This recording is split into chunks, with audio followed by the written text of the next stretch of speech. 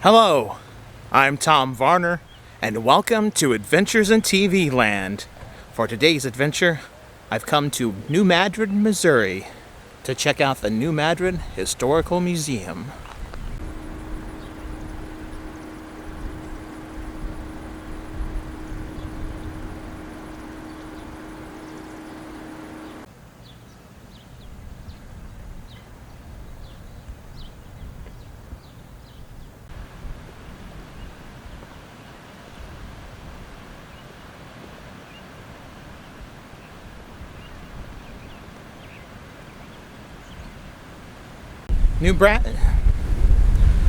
New Madrid is a small town in Missouri along the Mississippi River. And there is a fault line that runs beneath here that is one of the largest faults in the world. At one time in the 1800s, there was an earthquake from this fault that caused the course of the Mississippi River to completely change.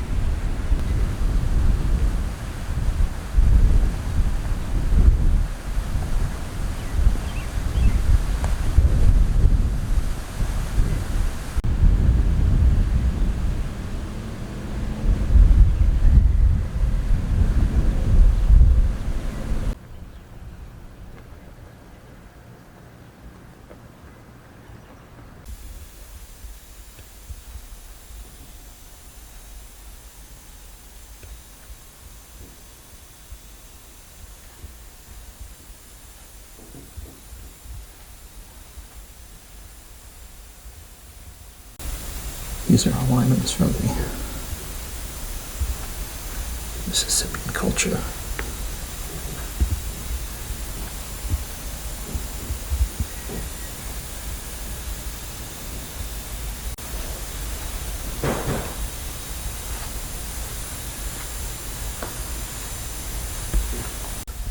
Arrowheads. More arrowheads.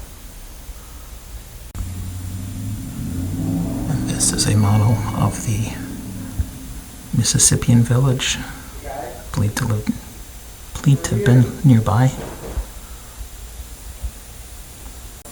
Skeleton found nearby.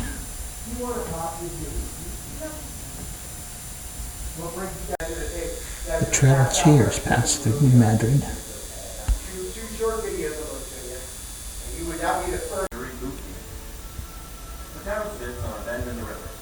So great that the river actually runs. Hernando Soto led an expedition from Florida into the interior of the continent. 5 feet of sand buried this tree during one of the earthquakes.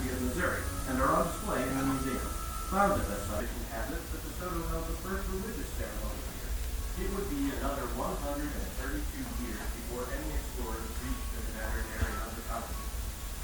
The Mississippi River came to mark the dividing line in territorial claims on the American continental ocean. Now that's really interesting. Open and closed. The first Mississippi River steamboat, the New Orleans, was on the river at the time of the earthquake in 1811. The 1811 earthquake caused at least 10 lakes to be formed. It's amazing. This is a petrified snake, believed to have been petrified during the time of the 1811 earthquake.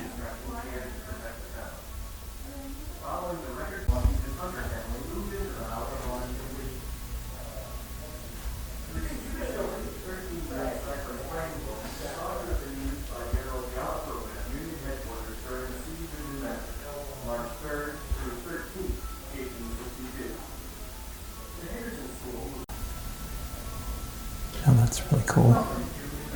It shows recent earthquakes around the world. It keeps changing, shows you different parts of the world. It is current as of the very minute.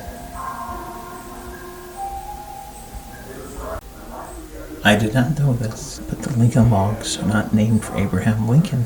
They're actually named for Frank Lincoln Wright, who was actually Frank Lloyd Wright. He changed his name when his parents divorced. They were invented by his son, named him after his father because when he booked the Imperial Hotel in Tokyo, Japan. The story of Irving Browning predicted on December 3rd, 1990, that New Madrid would have a major earthquake. I remember when that happened. I was in either 8th grade or freshman year in high school. It did cause everyone to become more prepared for earthquakes, though.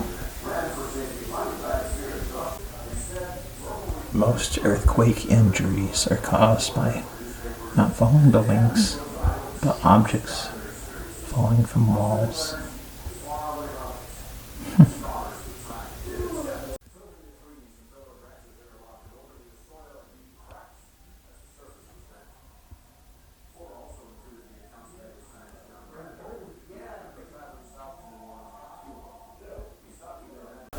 Those are cannonballs from the Civil War. It's pretty amazing. This is a Civil War cannon and some more Civil War cannonballs. And that is a gunpowder container from the Civil War. These are all Civil War artifacts that have been uncovered in the area around in Madrid. A lot of bullets, a lot of buttons, a lot of thimbles, looks like. A few coins.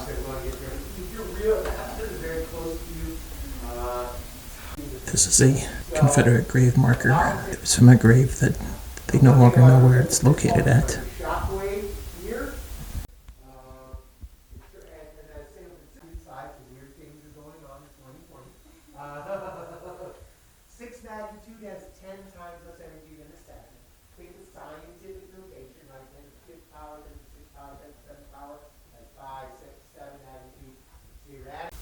This is a replica of an 1841 howitzer. This is a replica, not an actual one from the war. But it's pretty amazing though. Harry S. Truman's eyeglasses.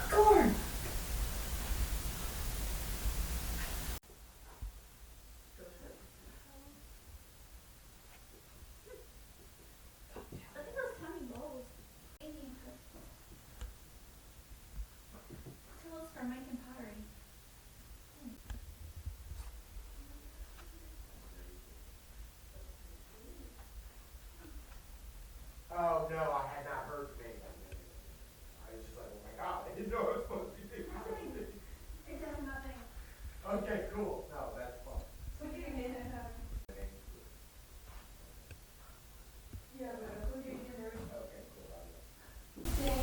That is a dental chair from the late 1800s. Those are tree climbing shoes.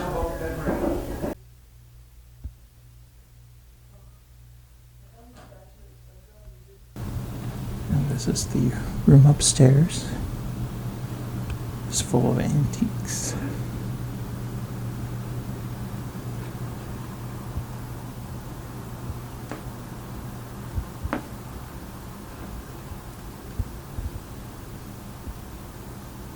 Now some interesting things in this room. This quilt was made in 1886 as a fundraiser. There are the signatures from over 900 New Madrid residents on it. That's pretty interesting. This baby crib is over 150 years old. It was the baby crib for a baby born on July 23rd, 1863. It's pretty amazing. And I just really like that horse tricycle. They don't make neat things like that anymore.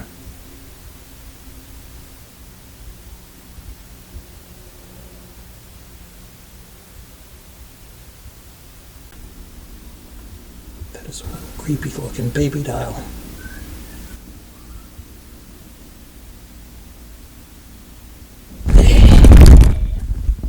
Something I learned after touring the museum, that building, the New Madrid Historical Museum, is actually housed in an old saloon. Now I did buy a few items in the gift shop. A couple of those were gifts. I will not show those, but for myself, I picked up a magnet, as well as this t-shirt. On the front, it says New Madrid Historical Museum, New Madrid, Missouri. And on the back, it's kind of cool. It says, "It's our fault," so that's pretty neat. Basic information about the museum. They're open Monday through Saturday, 9 a.m. to 4 p.m. Sunday, noon to 4 p.m. Admission is $5 for adults, $3 for children. Children under 6 are free. I had my face mask, neck gaiter, buff, whatever you want to call it, on when I was around people in the museum, but it's very hot here outside, so I'm going to take it off now. That metal plate has fallen off the concrete marker there, and it's very hard to read, but it talks about Fort Celeste, and that Fort Celeste was a Spanish fort built here in 1789 here in New Madrid.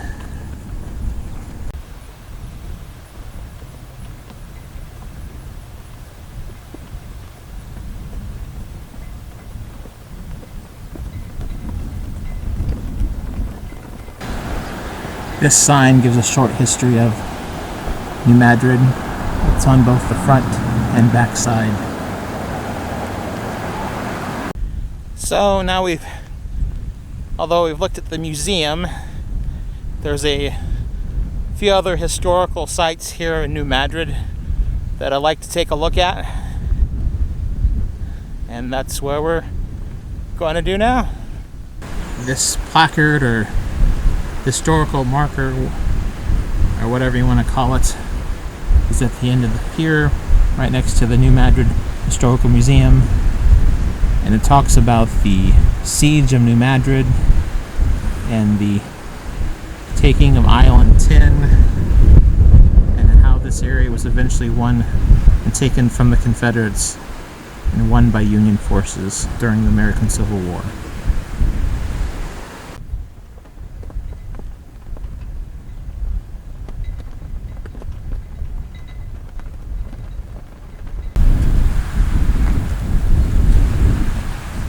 This is the New Madrid bend of the Mississippi River, and this is the overlook, and it talks about the Trail of Tears, which actually I did not know until today.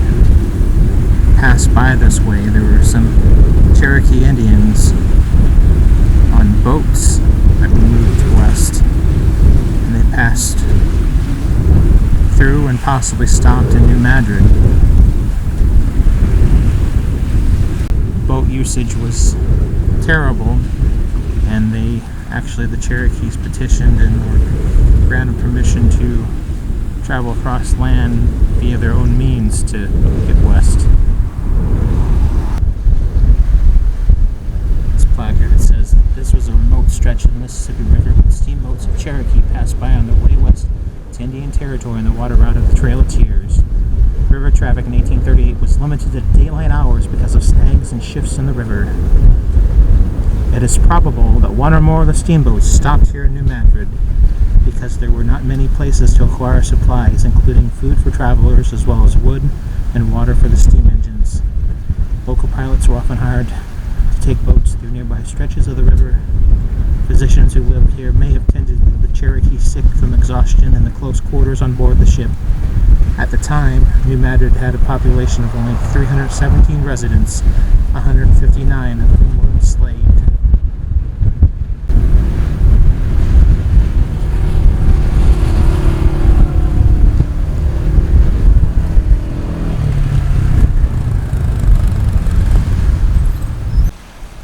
Do you see that? Do you see it? It's a trash can floating in the Mississippi. Big giant plastic trash can. I might be standing on the fault, but it's not my fault.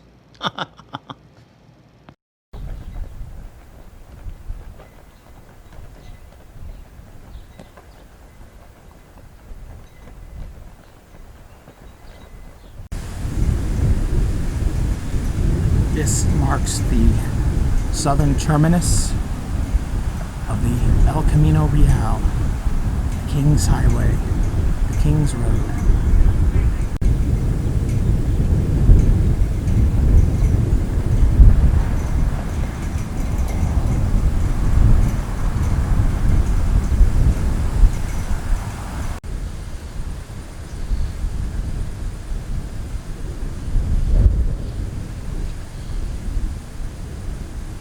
The El Camino Real, or the King's Highway, was a road built by the Spanish that went from St. Louis to New Madrid. Okay, this stone right here is one of the, there it is, wow, stones erected by the Missouri Daughters of the American Revolution to designate the El Camino Real. El Camino Real, New Madrid, Cape Girardeau, St. Genevieve, St. Louis, erected by the Missouri Daughters of the American Revolution, AD 1915. Well, this has been another adventure in TV land, where we've explored the New Madrid Historical Museum and some other sites in New Madrid, Missouri. If you liked this video, hit the like button. If you disliked, hit the dislike button. Subscribe to my channel and ring that bell for notifications. And if there's someplace that you'd like to see me visit, leave a comment in the comments section. Thanks for watching. Until next time, that's a wrap.